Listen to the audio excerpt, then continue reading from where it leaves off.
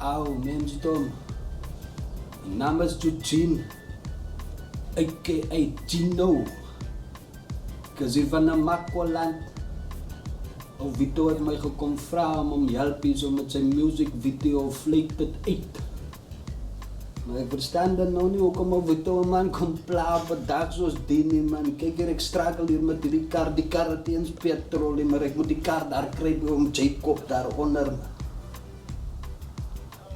Maar die manne kom hier so en hulle kom sê vir my Vleet het uit. Ek vra wat is Vleet het uit? Hulle sê Vleet het uit is vir al die problems wat al die mense hier so in Namaqualand het. Dus sê ek nou ja, Vito man, ek het dan nou chase petrol problem. Help brada daar so man. Maar nou weet julle mos die petrolprys wat so plaai gaan al weer op. Hoe moet 'n man maak volgende jaar gaan hy weer op? Waar staan hy in 2020? Mos hier by R20 goed, hoe kan 'n man survive? Die government laat staan hierdie land stil man. Nog nooit die man, hoe kan 'n man, ek kan nie eens 'n brood koop nie. Ek staan dan nou met niks op my saakie. Nog nooit die. Ah? Wie? Woeterpoepel? Wie? Ek?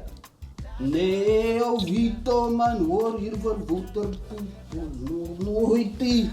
Hulle het my topie gesê, woeterpoepel, is nie ekkie. Ek is ook Gino.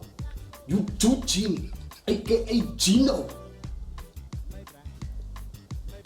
Nou ja, Vito, jy praat net te veel man, gee my gewoon die spender, laat ek hierdie kar reg maak.